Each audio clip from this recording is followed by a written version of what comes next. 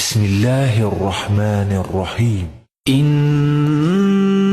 في خلق السماوات والأرض واختلاف الليل والنهار